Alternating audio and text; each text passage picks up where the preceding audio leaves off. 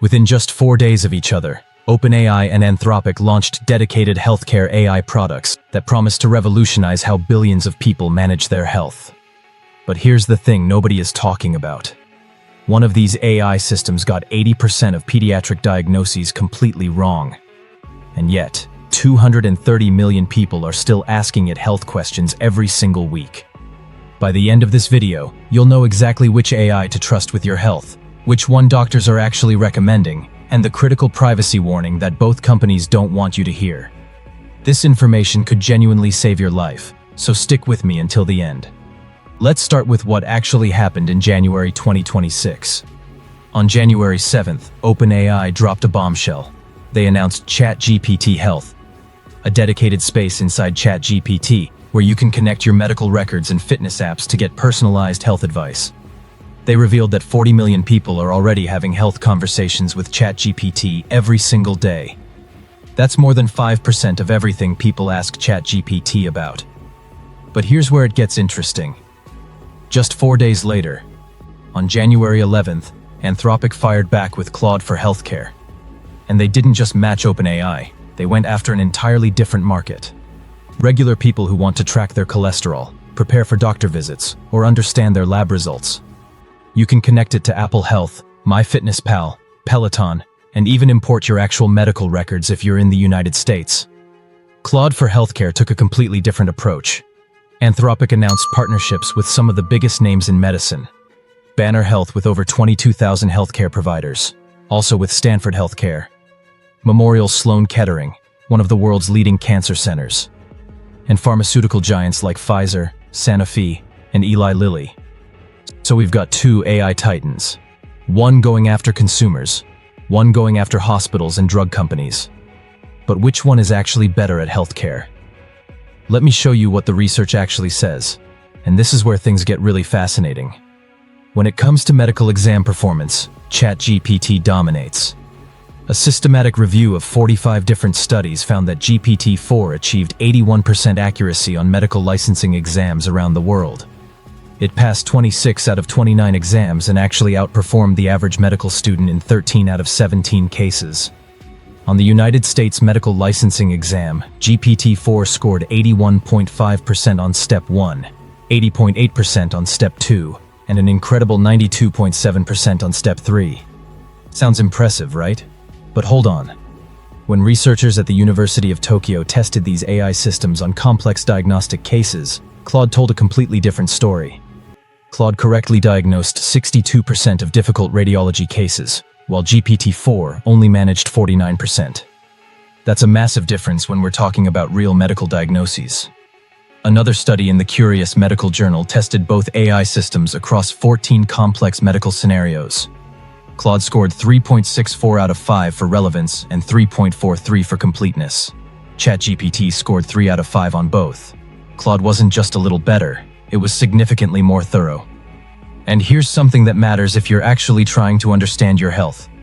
Researchers found that Claude produces patient education materials at a 7th grade reading level with 69% understandability. ChatGPT writes at a 9th grade level. That might not sound like a big difference, but when you're stressed about a diagnosis, clarity matters. But before you pick a winner, there's a dark side to both of these AI systems that you absolutely need to know about. Remember that 80% number I mentioned at the beginning? A study published in JAMA Pediatrics found that ChatGPT had diagnostic error rates exceeding 80% in pediatric cases.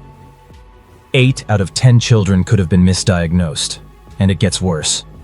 Both Claude and ChatGPT have approximately 16% hallucination rates. That means roughly 1 out of every 6 responses contains information that the AI simply made up.